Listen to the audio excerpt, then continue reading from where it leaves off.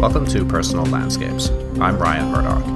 For show notes, club member bonuses, and more conversations, go to personallandscapespodcast.com. When Tom Feiling lived here in Tokyo in the early 1990s, Japan was a vision of the future, a place where science fiction existed next to centuries-old Shinto shrines. He returned to the country nearly 25 years later to find some of the shine had worn off. Japan still looks like the future, but it's a troubling one and a warning for us all. Its population is aging and shrinking. Inflation is finally setting in after decades of economic stagnation. People are choosing solitude over companionship, and countryside villages are being abandoned as their last residents die off. Why are couples ceasing to pair up and have children? How will Japan pay for the needs of its aging population, and who will look after them? Will robots save the day? Some similar version of demographic decline is only a couple decades away for Western Europe and North America. What's happening in Japan will eventually affect us all. Tom Feiling is the author of Alone in Japan, Short Walks from Bogota, and The Candy Machine, How Cocaine Took Over the World. We spoke about Japan's culture of overwork, extreme forms of solitude, sex doll showrooms, and attempts to save village life and big city prosperity. One quick plug before we dive in. This podcast relies on the support of listeners like you to keep going. The entire thing is a one-man show, and I can't keep funding it out of my savings. We're getting a lot closer, but Personal Landscapes has to become financially sustainable this year to continue. Don't leave me alone in Japan. Join my members club. You'll be supporting an independent, ad-free podcast that publishes carefully curated conversations backed by decades of reading. Fight catastrophic cultural decline. Sign up today. And now, here's my conversation with Tom Feiling.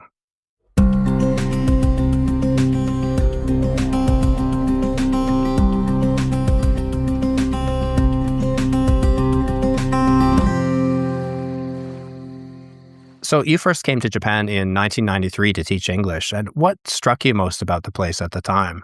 It was actually 1990. I first came to Japan. I was in Japan between 1990 and 93. So I was there for 3 years, as you say, to teach English straight out of university without many bright ideas in my head about what the heck I was going to do with my life. So I went to Japan following a friend. And what you notice in any country very much depends on where you come from, where you're coming from. And in that case, I was coming from London in 1990, which was still quite a depressed post-industrial city, a lot of unemployment, the rise of the city in London. So anyway, London was kind of not in its best shape. So to go to Japan at that time, when Japan was very much in its best shape, I arrived just before the economic bubble burst. So Japan was really at the peak of its powers in 1990 or so. I just remember being struck, well, as visitors still are to this day, by how clean everything was, by how orderly and efficient everything was. Everything worked. Nothing was broken or beaten up or neglected or abandoned or... So it really felt like I was seeing the future, and at that time, that's what we were all encouraged to believe. Like growing up on TV, Japan was the home of science and technology. Japan was developing the products that we would all benefit from shortly.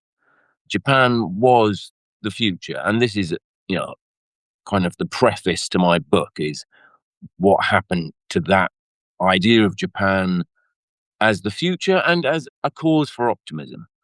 Whereas now Japan is still seen as the future, but it's a cause for pessimism because of all the birth rate problems and all the unprecedented consequences that Japan is having to struggle with. It really is startling, too, when you first came here. Like, I was 28, I think. I came here in 2000.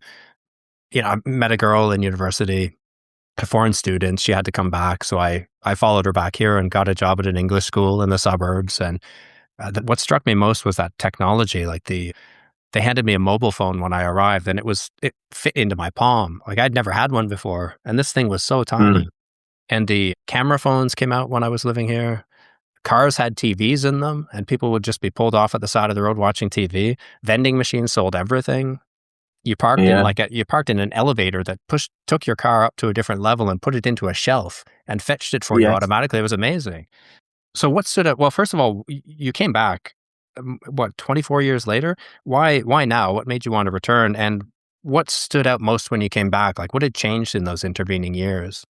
Yeah, as I said, I left in 93 and I was away for 24 years and my attention went to other things. I got into Latin America and wrote several books loosely based around Colombia and the Caribbean.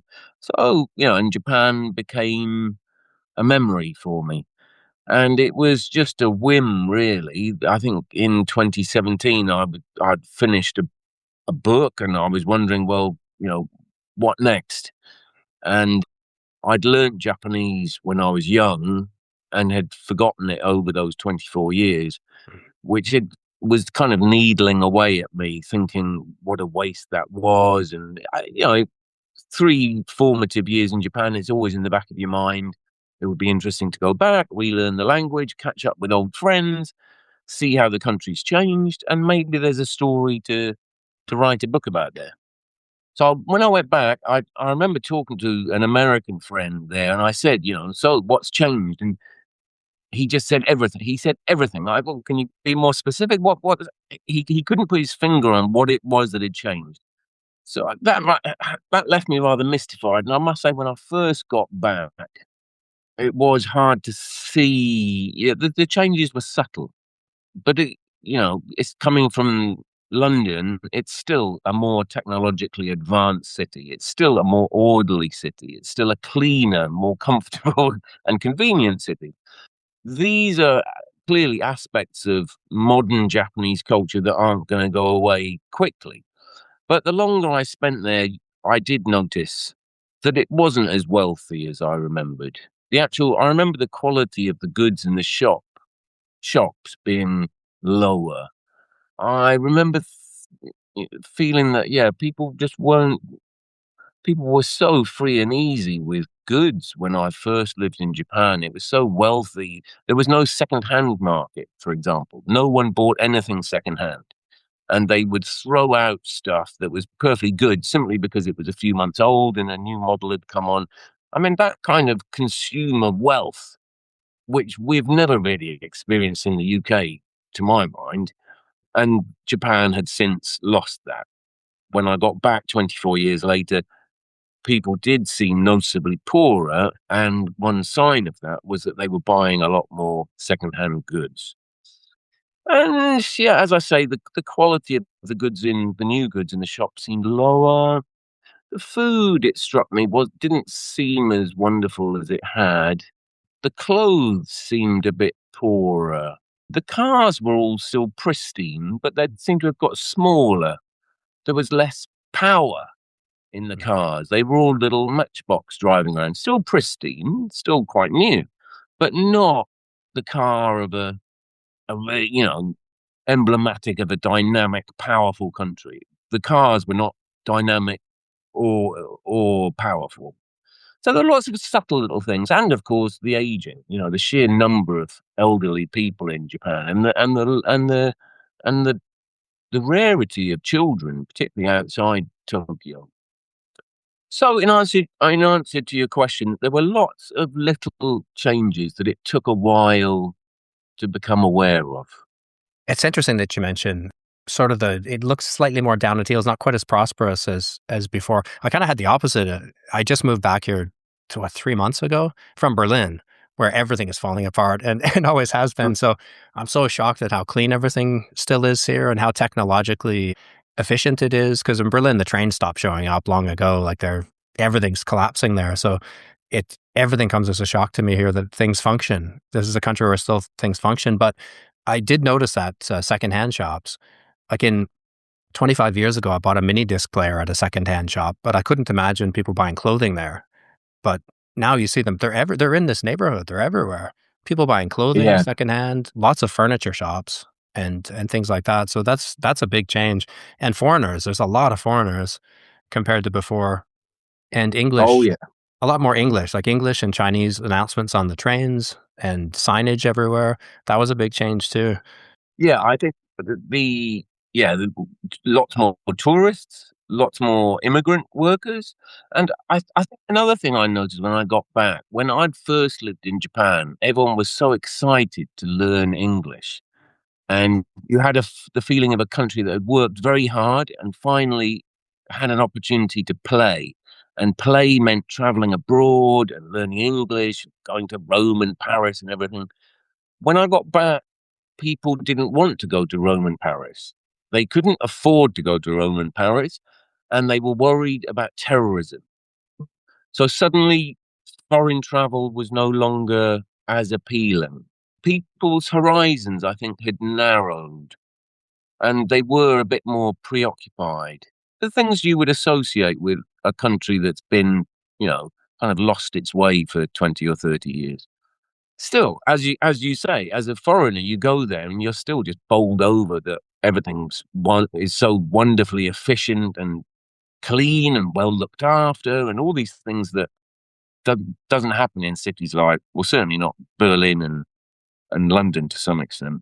Yeah, I have seen it's much harder to travel here. The yen is so low lately in recent years, and inflation is finally kicking in after decades of stagnancy, that things are getting slowly more expensive, that I didn't see Mm, that in the intervening years when I would visit.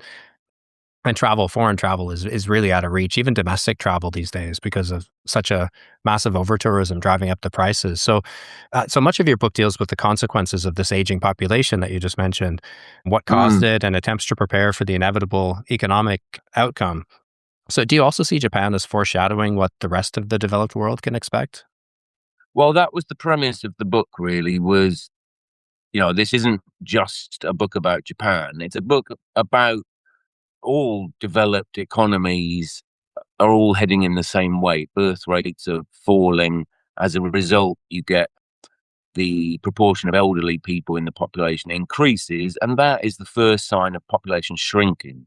Because once those people die off, then the population starts shrinking, which a lot of people would say that's for the good, but it does.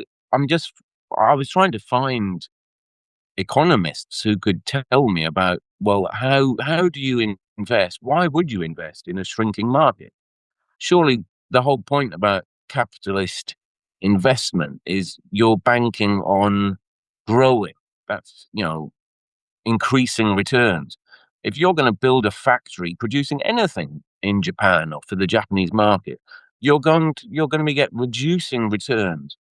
So yes, I'm straying from your question, but yeah, the book I wanted to find a Japanese story to tell, but I wanted to find one that would resonate abroad. And to my mind, this is the key story that Japan has to tell the world. Is because the birth rate went below the replacement level in Japan before it did anywhere else. Japan is dealing with the consequences before anyone else. So it's like the canary in the coal mine. So yeah, my book is about Japan, but it's not really just about Japan. It's interesting that we have this low mortality rate, long life expectancy, and a low birth rate, and many of the things that cause the current situation were positive things, like a high educational achievements and good healthcare, a hardworking labor force. They created a society with a very high standard of living, that the society that we both experienced, in our younger years. And it's peaceful, it's stable, it's an open place. Public health campaigns are very good. Medical treatment is very cheap, but at the same time, the economy has been stagnant for at least a couple decades, and it doesn't show any signs of improving. In fact, it seems to be getting much worse. So the question Mm. comes, like, how do you pay for all of this? How do you pay for an aging society with not just a shrinking population, but an economy that's less and less productive and less successful? Well, yeah, that's the $1 million question. I suppose thinking about the UK, we have some very profitable businesses that don't really employ a lot of people. They're for export. These are, high tech businesses or very specialist businesses that are highly profitable, and therefore the treasury gets a lot of money from those businesses. So perhaps in the future, these advanced economies can be producing very valuable goods production of which doesn't employ a lot of people, but generates a lot of money for the treasury. And the treasury uses that money to, they will create jobs in deindustrialized parts of Britain or Japan. That's kind of what we've seen. But then the other thing is the shrinking the economy, because you get the proportion of older people increasing relative to the workforce. So you have to keep boosting the workforce artificially. People aren't producing enough children. So you have to invite in immigrants. So then you get a deindustrializing country with, shaky economic prospects that's also receiving new people from abroad every year. And that generates all the resentment that we're seeing certainly in the UK, and we're starting to see it now in Japan, a lot of resentment at immigration. And this becomes our political reality, this kind of long-term stagnation, lots of aging people getting really pissed off at the number of foreigners, young foreigners, coming in to be doing things that their grandchildren would be doing if they had grandchildren, which they don't because their children haven't had any kids. Yeah, this is something I see this in Germany too when I left. But that's another society that is not easy to integrate into. So Germany was being flooded by a lot of refugees. They took in a lot of refugees from the many conflicts on the periphery of Europe. But a lot of the people were low skilled or didn't have an education to do any sort of skilled work, and they would show up in a place where the language was difficult. It's very exacting. You have to very much conform to their system, but they wouldn't tell you how. So it was the job of integrating people seemed to be done very poorly there. And this is another society that's not so easy to integrate into. Like if you're willing to integrate, people are very welcoming here. But as you say, you have to study Japanese, you have to learn to read a completely different writing system, and you have to learn those small details of politeness and daily life that are expected of people here and that cause quite a shock when you transgress them. So, well, yeah, it's called politeness, isn't it? Japanese people will call it politeness. But if you think about it, I remember they interviewed an elderly Japanese man about immigrants coming to Japan, and he said that he was, concerned and worried. And they said, well, why are you concerned and worried? And he said, I don't think, I know that the recycling system here in Japan is quite complicated. And I think a lot of foreigners won't understand which day to put out which rubbish. And I understand entirely, because when I was in Japan, I too thought, like, oh, for God's sake, why don't I just put it all in one bag? It's like you have to, Monday, the Monday, this recycling, Tuesday, that recycling.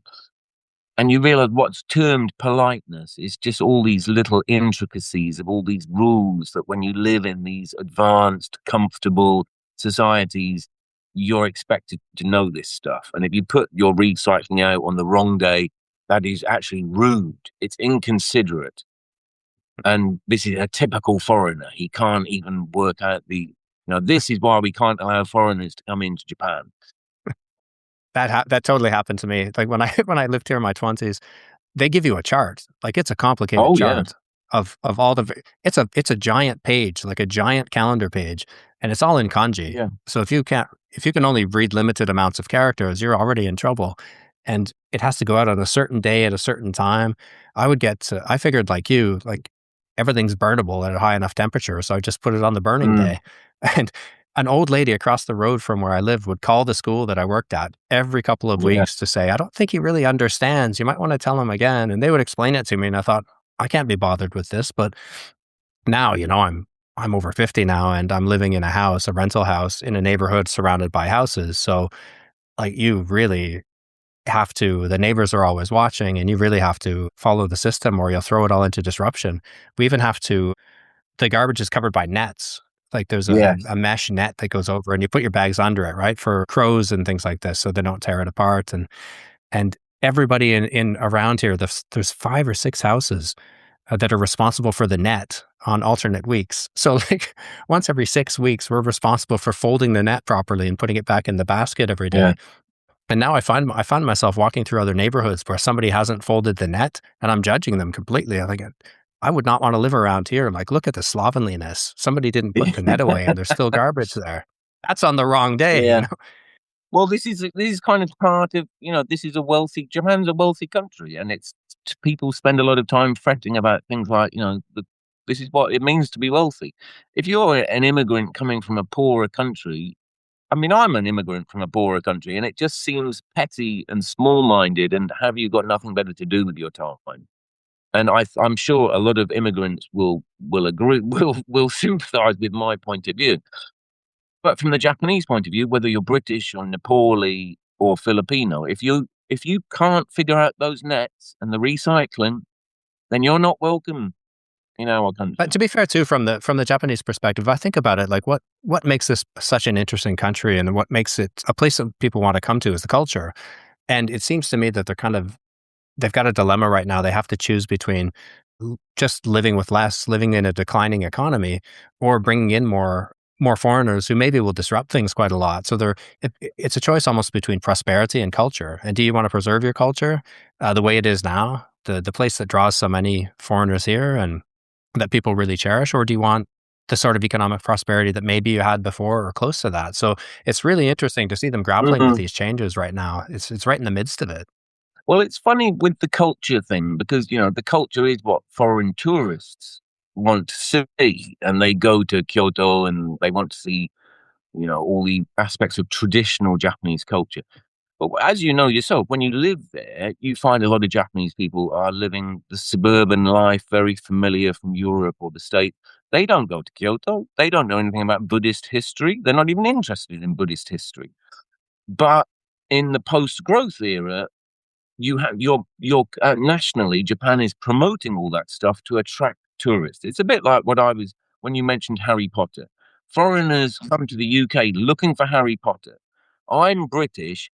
Harry Potter didn't even exist 15 years ago, and he is a rehash of a Victorian rehash. It's so far removed from the reality of British life. It's only for people who don't know the first thing about British life, and they're not really interested in British life because British life is actually quite similar to Canadian life and Japanese life. But we have our little historical fiction, and Japan has its historical fiction, which is good for tourism, but is, in the modern age, is increasingly it's a picturesque, isn't it? It's hardly the reality, the lived reality. So let's talk about how we got to this point. You went on to investigate several causes of the current demographic decline in your book, and I want to look at a couple of them to give listeners a sense of what they can expect when they read it. And one is the culture of overwork. Like Japanese is the only language I've ever come across that has a specific word for dying from overwork. So how has this Mm, workplace culture affected demography, and do you see it changing?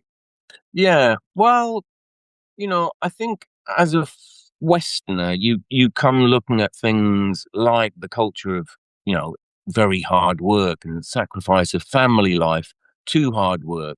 And I do point to it in the book because I think it does have a big impact on family life and, you know, coupledom and having children, building a new family.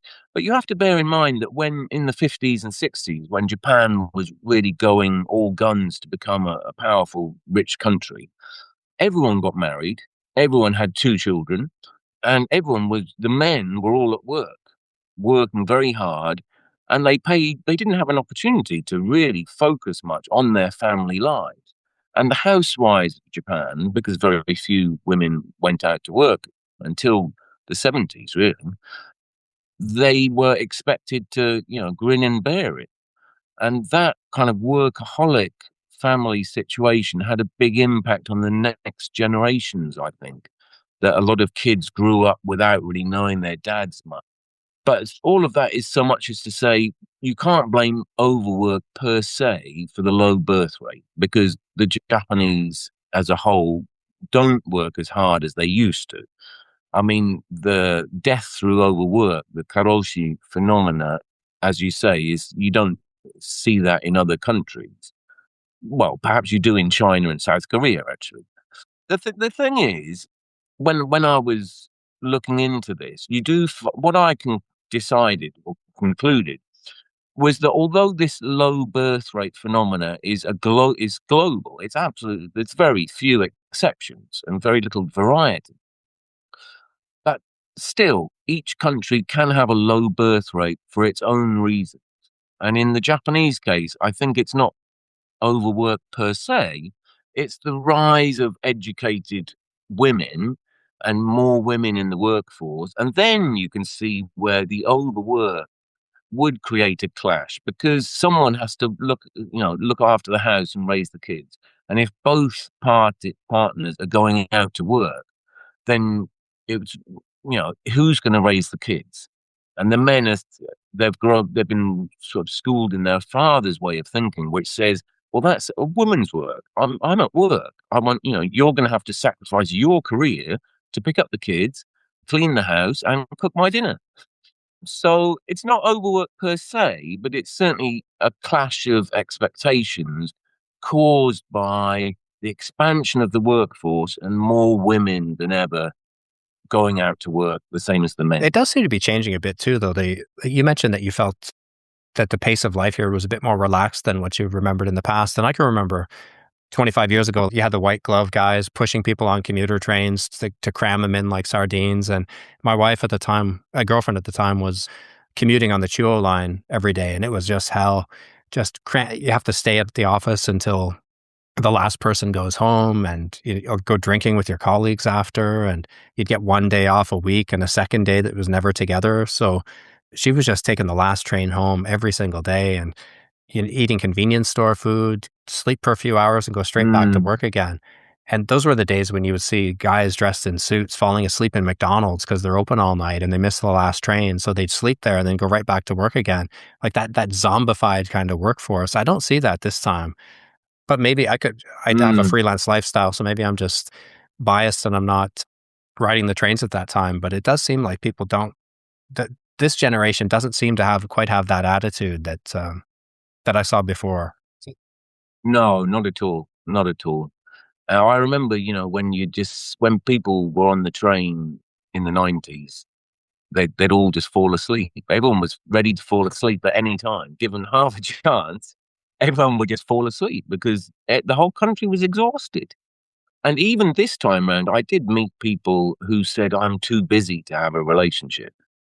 And talking to them, you can understand why, because they were just at work. It was just work, work, work, work, go home, have something to eat, fall asleep, get up, do it again. They did not have time to go and have a date with somebody. And that was very much ingrained too. And right from kids, I remember teaching English and the kids would come in. Some of them are like 8th grade, say, in Canada. So like 13, 14, go straight to the coffee machine, fill up a big cup of coffee, sit down in my room, and then just fall asleep on my desk. And I just let them sleep because, I mean, they needed to sleep more than listen to me. But they had the extracurricular activities after school, the obligatory sports practice, the cram school at night. They're just driven from a very young age for these entrance exams that kind of secure your future. I don't know how much that's changing, but certainly I also recognize what you said in the book about the pace of life seems a little bit more relaxed here now than it used to. What about government policies to encourage more children? Like, they don't seem to have worked anywhere else. Do you see government policies encouraging kids to work in Japan? Well, I think the pattern that I detected, not just in Japan, but looking at government policies to encourage or to help couples to have kids. If you're already considering having kids, I think that those government policies, free childcare or just paying for housing or just giving people money, can encourage people who are already coupled up and were considering having children. And this is not just my anecdotal impression. This is what I recall from statistics that I saw. I think there's even a term for it. They call it the Swedish roller coaster, where the birth rate will go up, but then it goes straight back down. Because what you've really done is just people who would have had kids in a couple of years' time are having it a little bit sooner. It doesn't seem to have a long-term impact, or not a very significant one, on the birth rate. But a lot of countries have pumped an awful lot of money into trying to boost birth rates. South Korea being the prime example, and South Korea currently has the lowest birth rate in the entire world. They've spent billions and billions of dollars trying, free taxi rides for children, for women who commit to having children.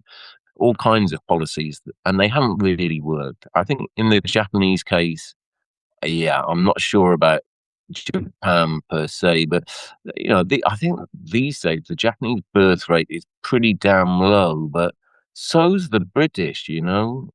I focused on Japan because it was the first country to have a low birth rate, but in the intervening period, that low birth rate pattern has gone global. I mean, even countries like, I think Jamaica and Thailand both have lower birth rates than Japan. The- yeah, there's all kinds of countries you would not, Iran, Mexico, the number of countries that still have birth rates above replacement level, they're all sub-Saharan African. So outside sub-Saharan Africa, there are no countries. All those countries are going to be living with declining populations, larger elderly populations, and a demand for immigrants. Yeah, that's why it's so interesting to see how they tackle these problems here, because they are so far ahead of everybody else, as you said, and it's coming for all of us. So you also got the impression from several of the conversations that you had in the book that young couples are increasingly reluctant to have kids because they're more focused on themselves. They're focused on themselves, their life, and their career, and they just see it kind of as a bother. They're just not interested. Yeah, I mean, I hinted at that. I think just in a couple of anecdotes of people who I met who, I think perhaps what you're picking up on, there was a young woman I interviewed in the book who was married, but didn't seem very committed to her marriage, and said that she didn't want to have kids because there were so many other more enjoyable things to be doing in Tokyo, and seemed to be hinting at, the just the all the entertainment and all the drinking and the fun to be had. Tokyo was a city of great fun, and having children in her eyes was just not a fun activity, not something you want to be doing in your 20s. This too is something that comes out not just outside Japan, is what do they call it? The delayed parenthood. So people put off having kids until, yeah, they're out of their 20s and until they feel financially stable enough. But by then, you're running out of time to find a partner, and you have a biological clock ticking as well. So, yes, a lot of people putting off having kids while they focus on their careers or focus on the pleasures of being young. So having kids used to be something that people did in their 20s. Now it's something they do in their 30s or even into their 40s. So then that what was interesting, talking to people who suggested that in order to raise the birth rate in advanced economies like ours, you're going to have to break up the whole pattern by which we do our, further education. We go and get masters, we do PhDs, then we join the job market, then we work our way up the job market, then we're able to save up enough to buy a house, and then, now we're 38. You're going to have to break all that up. So you do your PhD later in life. Perhaps you get help to buy a house when you're younger in life. Perhaps your company will give you some time off to focus on your family and having kids. So, yeah, there's quite a lot of things. I think the onus seems to be on the education and, the education system and employers. It's not just about government policy, especially in Japan. It was about the employers and the workplaces are really going to have to make it a lot easier for men and women to combine raising a family with going to work. This can be kind of a hard trend to spot in Tokyo as well. Like my wife's brothers and cousins up in Iwate-ken and all her old college friends here in Tokyo, they all have kids. And I live near a large park, Hikarigaoka. That's just packed with kids on the weekend. Like there's high rises all around. And that Mm. seems to be a hub for young families because it's a bit of a cheaper district or whatever. But you covered a lot more ground in your travels. You went to all different regions of the country. So is Tokyo a bubble in that sense? Like, am I living in a bit of a bubble from what I'm seeing around my immediate Mm. neighborhood? Yeah, I mean, in the book, I talk about the first 6 months I was back. I was just focused on living in Tokyo and seeing what the kind of low fertility future looked like from Tokyo. And then in the second half of the book, I go out into the countryside, and that's where you really see the consequences of lots of people leaving the countryside and the ones left behind.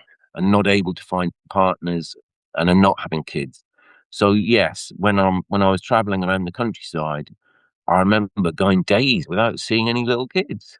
And little kids, they did seem, they were rare, and they were, when when there's lots of them and they kind of feed off each other and they make, lots of noise, they're a presence. But they seem so lonely. There were so few of them. To see the kids all by themselves, twiddling their thumbs with nothing to do because there were so few other kids to play with. And you do hear sort of accounts of schools that are in isolated parts of Japan that only have one or two students. And once they leave, the school will close. I mean, there's schools closing in Japan all the time, particularly in the outside areas. So that's what I start looking at in the second half of the book when I was in the countryside, was what's going to happen to these rural districts, say 20 years from now. When I was there, a lot of these places, everyone was over 65. So give them another 20 years or so, there's going to be no one there. And you can see this in Japan. You can see this in a lot of parts of Europe as well, that the countryside is going to be, there's going to be far fewer people living there. And eventually, it's going to become quite an unsustainable place to live, I think. Why would you, from a municipal authority's point of view, once the last people have died, I mean, you just have to pack up the community, don't you? The temple will be the last to go. But so these are kind of unprecedented problems, aren't they? Yeah, that's something that struck me. I hadn't really thought about that until I read those sections. Like, it's not just that the villages are shrinking and more houses are abandoned, but shops also close down. Services erode. It becomes uneconomical to supply electricity or water to these places. So Mm, it makes it very hard to turn back again. And like the phenomenon of abandoned houses is really popular online at the moment, particularly on Instagram. They have these nicely lit photos of old Japanese houses that are filled with character and that are for sale for mm, next to nothing mm, in these villages. And they photograph really well. I mean, like I lived in old Maltese houses for a number of years, and these old stone houses, they also photograph really well. And they're also very uncomfortable to live in.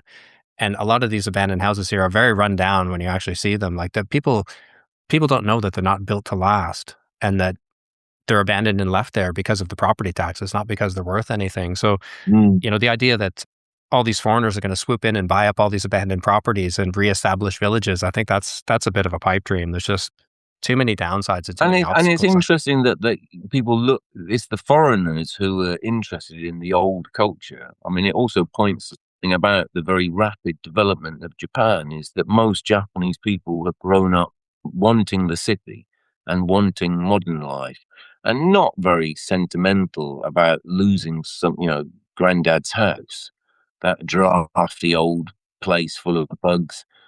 Most young Japanese people would rather live in a city with the modern conveniences. They're not romantic idealists like a lot of Europeans and a lot of white foreigners who think that it's great to, turn your back on the big city. So with that as the backdrop, that gives you even more cause for concern about, well, what the heck are you going to do with the countryside? You don't want to be farmers. You don't want to live in old farmhouses either.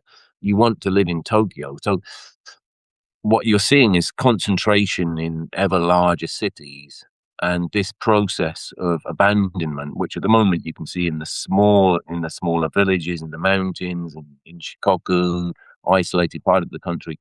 Over the next 10, 20 years, that's gonna spread to the towns, the rural towns, and even to, you can see it already in some of the cities. I mean, if you've been to Kyoto is, you can see the impact of foreign tourism, but people don't remark to the same extent on how many abandoned houses there are in Kyoto.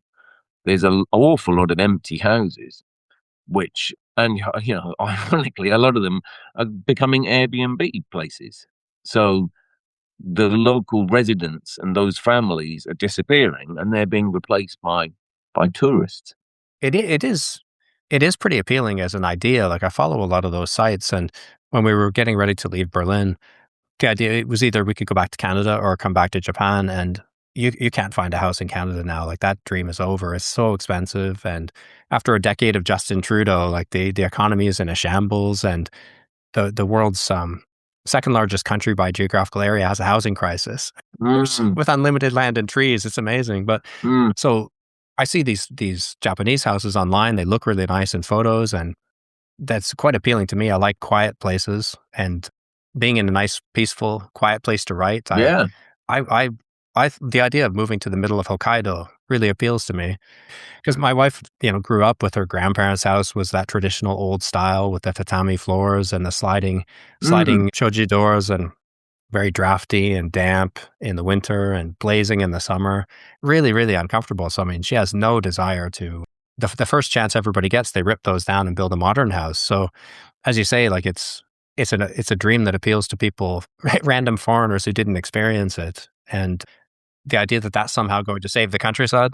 but the appreciation perhaps is it's a bit late in coming, but I got the sense that there were more young Japanese people did who were tired of the big city rat race, who did want a quieter life, and were appreciating the sort of the pre-modern culture of Japan, the old houses and the old way of doing things.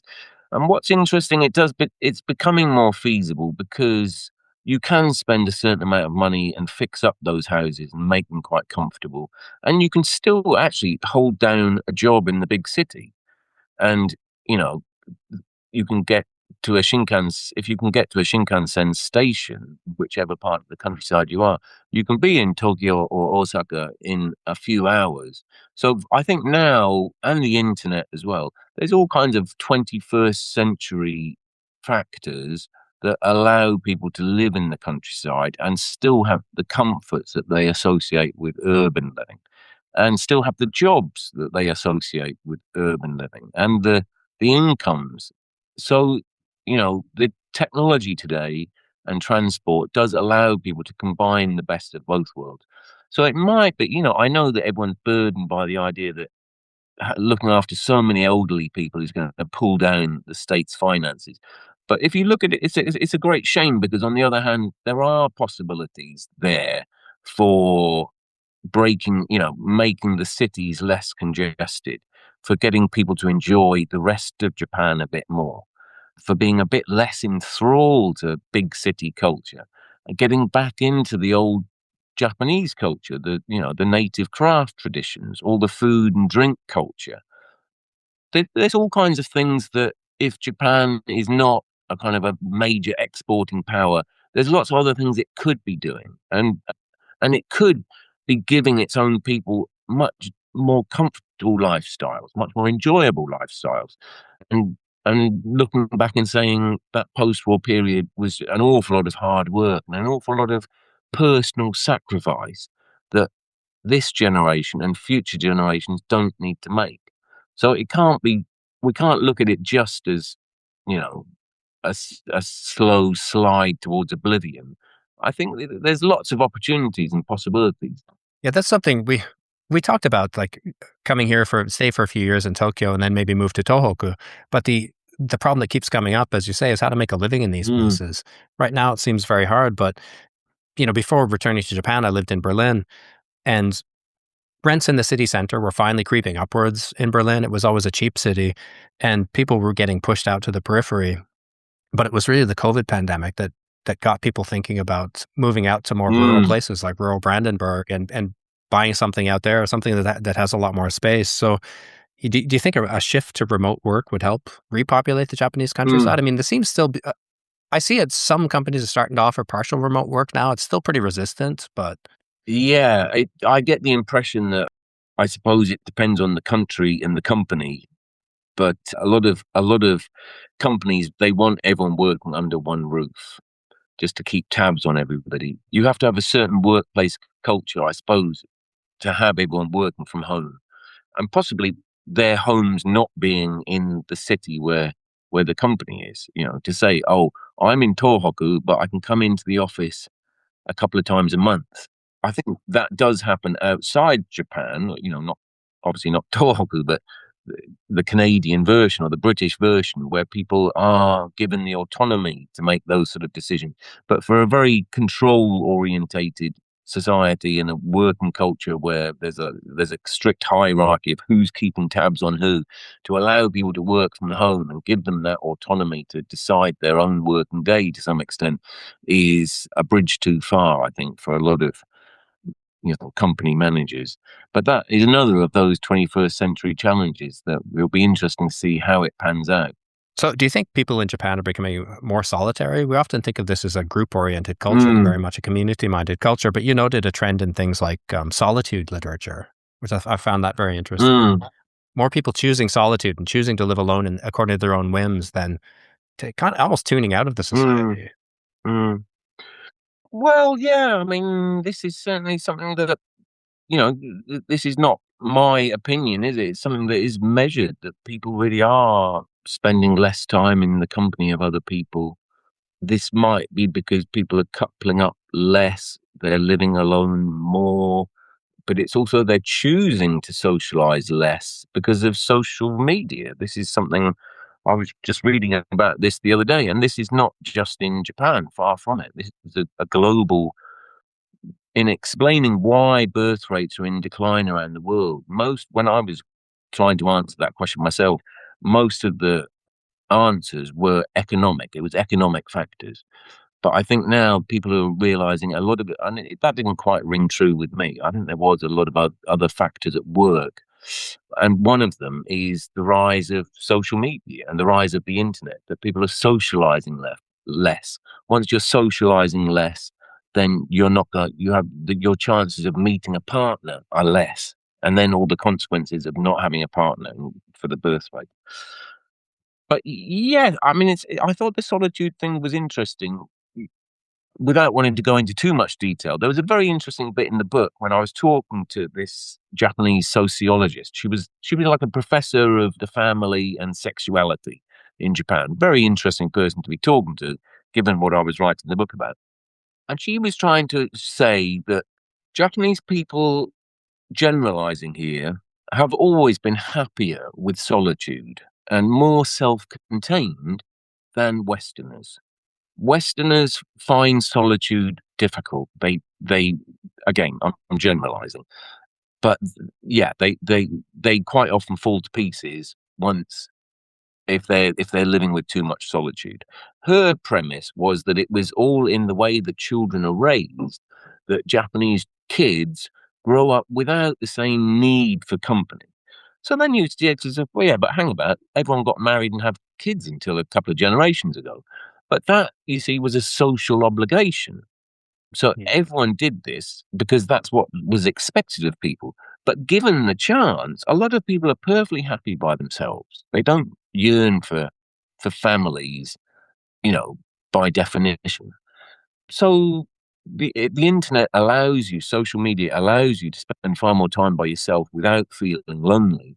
But different countries, I think, will rise to that possibility depending on their own cultural baggage.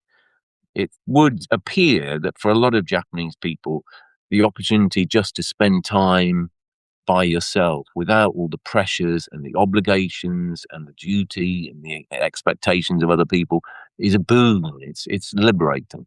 So I think Mm. for a lot of Japanese people, yeah, give me an internet connection and I'm happy.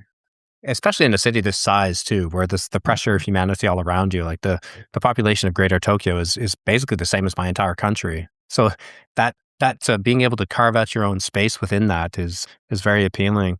But Japan is kind of a land of extremes, and so it's not surprising that we find also this extreme form of solitude that you discuss in the book. So tell us about the hikikomori, Mm. this phenomenon. Well, this is another of those things that seem incredibly Japanese, and in fact, the closer you look at it, you realize that outside Japan there are variants on it. But yes, I think the extremity of the behavior of a lot of hikikomori, a lot of socially withdrawn people, is pretty eye-catching for most non-Japanese people, and it does seem to be a phenomena that's particularly marked in Japan, and much less so in the UK. In the UK, I think if you're a disaffected young man, there's also much more violence in Western countries where if you're young and disaffected and life isn't working for you, you're more inclined to go and just, I don't know, beat up a public telephone box or, take out your violence outside. But the Japanese response is more to withdraw. It's not to find a gang or to destroy as a form of protest. It's a form of withdrawal. And this probably has deep precedence in the culture that when you're dissatisfied, the response is to withdraw rather than to, rage outwards, which is more perhaps of a European response. It's interesting too. The government actually defines what this is, much like the criteria for death from overwork. There's a health ministry definition of hikikomori, which you quote, and it's someone who has remained isolated at home for at least 6 months, avoids school or work, and rarely interacts with anyone outside their immediate family. And I think I might be. I think I might be a hikikomori. I mean, that could describe most writers, really. Yeah, That sort of lifestyle. yeah. I mean, you have to bear in mind that something that you know how much of a problem is it if someone just perfectly happy spending time by himself? Well, from the point of view of his grandmother, who, lived a very sociable life, and grandmothers everywhere, just someone who's always in his room and doesn't want to talk to anyone, what's the matter? What's wrong? This can't be right. So there is a case, and I think when you look at, because hikikomori phenomena is not really new, and what was interesting was you did see more people saying, look, hikikomori, we need a more nuanced understanding of who hikikomori are and why they're withdrawn, and to appreciate that for a lot of people, you can still be quite communicative as a hikikomori. It's not such an absolute phenomena. Hikikomori can still go out. You still see hikikomori people on the street, and there are some quite well-known people online who are sort of talking about how to lead, because it's not just being antisocial. It's not actually antisocial behavior. It's just being sick and tired of all the obligations and expectations around you, I think. So that's when the grandparents will say, "Look, you have to go to school. You have to go and get a job." But for a lot of the younger generation who are tired of the excessive work and the excessive demands and social obligations, they might be freaking out their grandparents. But from their point of view, they can even write about it, become YouTube phenomena, and still they haven't actually spent any time, very little time with people other than online. So definitions of what sociability is and what social obligation is, clearly they're changing as the family's getting weaker and weaker, partly because the families are shrinking and partly because of the internet and what the internet allows you to do. So we can't talk about shrinking populations and declining demographics without addressing how demographies expand. So how have attitudes to sex and intimacy changed in the more recent years as this demographic decline has continued? Well, there's been a lot of media interest in some of the surveys that have been done by state bodies in Japan that suggest that, particularly for young women, they're losing interest in having relationships. They don't want to have relationships. They're too much trouble, more trouble than they're worth.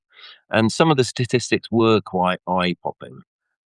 And it cuts both ways. I think that, there's growing numbers of young men as well who have less sexual experience. Their first sexual experiences are quite late in life, and then quite often they don't.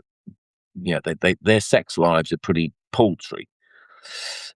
But then I've read Japanese commentators will say, well, this is not particular to Japan. This is something you can track around the world. And again, it probably comes down to the breakdown of the family, the rise of the internet, less sociability, and more autonomy that people have. People have their own room. They're not, they have their own rooms. They're increasingly living alone. So yeah, I mean the sex lives are in decline, but as part of the decline of sociability more generally. It's definitely a Western phenomenon too, because you see I've read the same things about younger people in the West, getting the driver's licenses later, having sex later, having the first drink much later than people of my generation and our generation did. There seems to be kind of these are the rites of passage that we just couldn't wait to get to. Like the second you turn 16, you're at the driver's license office, booking your test. The parents are a bit more protective, perhaps, this generation than our parents' generations were. So they're keeping an eye on their kids more. They're more worried about the possibility of just falling through the cracks. If you if you don't if you fail at school and you don't go to university, then your life is even more. It's going to be more precarious. So the sense of precarity and needing to keep someone on the right path, and you're not given much autonomy to go out and do your own thing, and the importance of education and work, that eats into fun time. And fun time is when you go out and get your sexual experiences and you form your little gang. And you, to be a young person, it requires autonomy, certainly in the way our generation defined it. Well, and that was also the analog era too, right? This is before internet and things. That's such a huge dividing line, I think, because we grew up Yeah, at a time without that. yeah, yeah. And this generation, it has the internet. It also has its own. Kids have their own rooms and their own phones and their own computers and their own televisions. It's not like all that stuff is shared. When in the days when there was one television set, the family would gather around the one television set. Now everyone has their own TV, so you're going off doing your own thing. Um, that's not necessarily a good thing for people developing the social skills that you need. It also makes it a lot harder to have a common culture because we're not all watching the same things on Wednesday night with Mm, everybody else and talking about it the next day. It doesn't. You also noticed you mentioned a decline in love hotels in mm, Japan. I That's true. I never noticed that. Like they used to always be in the background, and mm. in particular areas like Shibuya, up this one hill was just filled with these love hotels. But you always kind of saw them in the background around stations, train stations. That I started looking around after reading that. And I don't really see them anymore. Yeah, and I mean, there's lots of factors to explain that, but the main one is simply that the key demographic that the love hotels were used by young people, and there's simply fewer young people. This is the consequence from the early 70s of that. Once the birth rate goes below replacement level, the number of young people year on year is shrinking all the time, and those are the key customers for a love hotel. So technology is often cited as the solution to Japan's aging society, and you investigated several aspects of this, and your research took you into some pretty interesting areas. One was a sex doll showroom. Some of the descriptions were hilarious of this place. The salesman pointed out a range of features, including exchangeable heads, audio capability, heated orifices, and pelvic thruster motors. And even more disturbing, you could buy these things secondhand. God. Yeah, you got to move with the So times. that's amazing. So I went and looked that up after I read that. Berlin had a sex doll brothel as well. I saw an article about that just before I left. So, you really get the sense that technology, internet and AI in particular, is being used to replace human intimacy, Mm, the sort of face-to-face intimacy. yeah, yeah. Who knows where this is going to end? But I'm a little bit. I've had a little. People have pointed out to me that Japan. It's not like Japan has a monopoly on sex doll manufacturing or sex doll use. And perhaps it was a bit unfair of me to suggest that this sex doll showroom that I visit in the book was indicative or emblematic, or because in fact, people in Britain use sex dolls as well.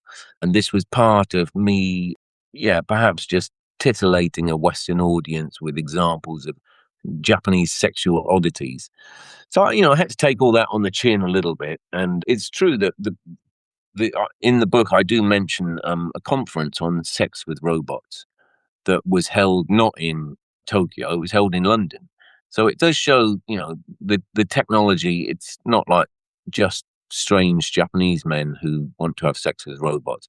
There's strange men all over the world who want to have sex with robots, or don't even want to have sex with robots, are having sex with robots because they, for some reason, they can't, have sex with real life humans.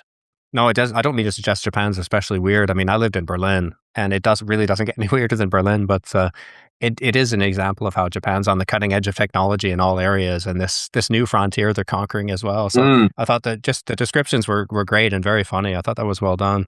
So do you see any possibility of a sort of technological second wave where Japanese companies specialize in difficult to make components, like the sort of high end logic chips that they make only in Taiwan?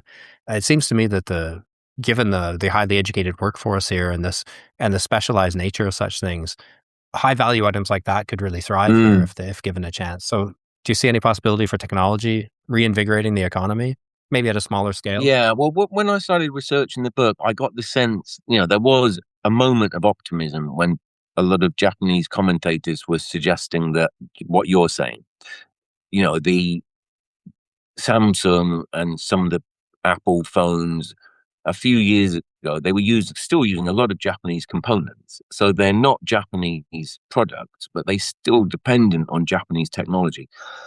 But, China is the short answer to why that's not going to work for Japan. It's not going to work for Germany either anymore, is it?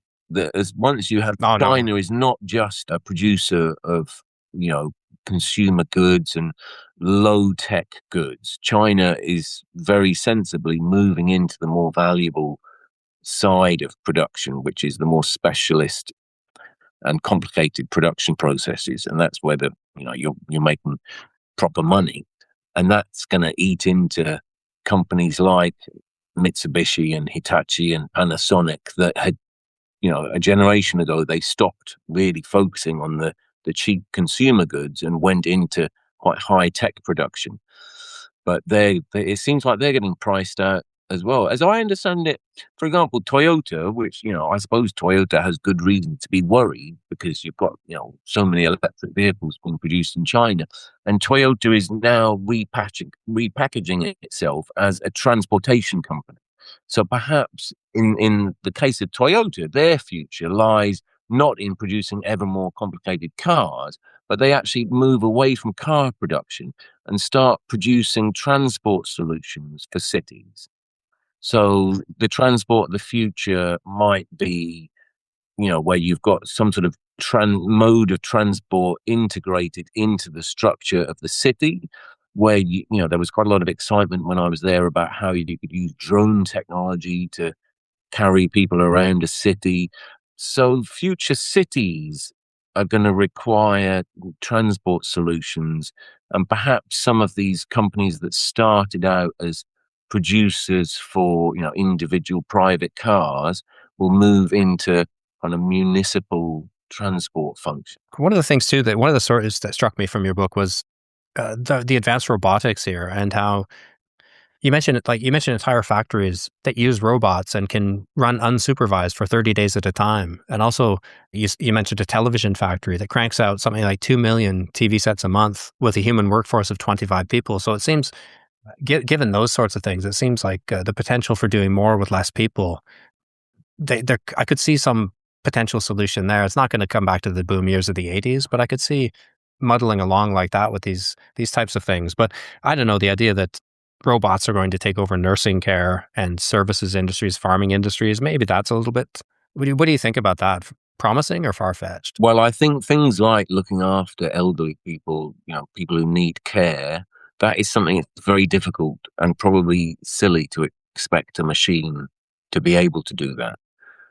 It's also one of those jobs that outside Japan, it's done by cheap immigrant labor, usually female immigrant labor. And because Japan's hostile to immigration, they're determined to, when you have a hammer, every problem starts looking like a nail. Or rather, when you are a hammer, every problem starts looking like a nail. I think in the Japanese, it's quite striking that something that it doesn't really lend itself to a technological solution. This burgeoning number of elderly people in need of care, to get a robot to do that is quite misguided. But on the other hand, there are so many other things like producing televisions where you can well imagine, in fact, it's the reality today, as you say, that television production, you don't need a lot of human workers to do that. So you can see in the future, perhaps those guys who might have been working in the television factory a generation ago, this is where things like the universal basic income are going to come in. And it goes back to what I was saying earlier. If you have one very productive enterprise paying taxes into the Treasury can then afford to give everybody a minimum basic income so that nobody's falling into poverty, even though there are simply, robots are doing more and more of the work. So there's less and less need for human labor. It's an interesting time to be here, especially with the kind of the end of the Cold War, post Cold War era of peace that we lived through and thought was normal. How the return to great power politics, hostilities breaking out everywhere. A rising China being very close to Japan, and defense spending on the increase. Talk about changing the constitution and making the recognizing that they actually have an army, a massive military, things like this, the need to start spending more and more money on security type issues at the same time as everything else is declining, and they have to find solutions for it all. It's a very interesting time to be here. So I'll ask you my last question, my last really easy question. Given all of this, what do you think is the future for Japan, and will you come back again to see how it all plays out? I'm going to be back next spring I'm not sure for how long, but so I will be back, and I hope to keep going back. I'd like to write another book about Japan.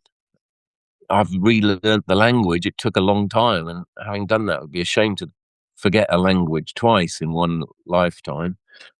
But in terms of optimism, I think what I was saying earlier, about the declining population and the opportunity to reassess city living versus country living, the opportunity to work less hard, to focus more on social lives and family lives and looking after the elderly and raising the young. All these things that perhaps got pushed to the wayside in the rush to development. It's probably a good opportunity for Japan and any country that has devoted itself so wholeheartedly to material progress and to raise incomes. But it is clearly a challenge to that society that's been built by big companies with the government with a very sort of single-minded purpose to start thinking about, now that basically we've got the money, even though it's going to be slowly declining, we are not a poor country. What do our people really want? And how can we make it in the 21st century if the things that we produced at the end of the 20th century, we can no longer make those? The world no longer wants those goods produced in Japan. They can get them from China better and cheaper. So there's an awful lot of rethinking that needs to be done, clearly. I suppose it comes down to who's in charge of the rethinking process, which voices get heard, which voices get crowded out. Japan is a conservative country. It's a male-dominated country. It's a country dominated by old people, older people. I think all of that's going to have to change, isn't it? Just to grapple with these new problems. But the short answer is, yeah, I'm optimistic about it. I'm even optimistic about immigration, which I know, a lot of Westerners will sort of rub their hands with glee, kind of, oh, look, the Japanese turn out to be just as xenophobic as we are. I told you, I always thought that the immigration into Japan was an opportunity to really rethink some relationships within Asia, and it doesn't need to be hostile. There's no kind of colonial legacy that Nepalese and Japanese are wrestling with. It's simply a question of coming to terms with the realities of now, that, it's of benefit to both sides. There's no benefit to Japanese people making Japan an uncomfortable place for immigrants to live in. If you want to live in a Japanese-only society, then see how that pans out for you. But it's not going to be pretty. So I thought that, a kind of a multicultural Japan I'd like to see that. And we are going to see that over the next 20, 30 years, aren't we? The number of foreign workers living there is only going to increase. So it seems like there's lots of opportunities for going about things in new ways, but it's clearly a big challenge to a lot of vested interests and a big challenge to a lot of kind of people with very set in their way kind of mentalities. Yeah. So I am optimistic. Yeah. I have no choice but to be optimistic. We've kind of thrown in our lot and come back. So I think that's, we're here for the long haul. So thank you for your time today, Tom. I really enjoyed the questions that you raised in the book. And as a middle-aged guy, I guess I'm part of this aging society. So I'm very interested to see where we're headed. Yeah. Yeah. Yeah. Well, it's been a pleasure talking to you, Ryan. Yeah. Thanks for having me on. Thanks for listening to this episode of Personal Landscapes. If you like the podcast, please give it a rating on iTunes and subscribe through your favorite app. And please consider joining my members club on Substack. You'll be supporting an independent, ad-free podcast that publishes carefully curated conversations like this one, backed by decades of reading. Go to personallandscapespodcast.com for details.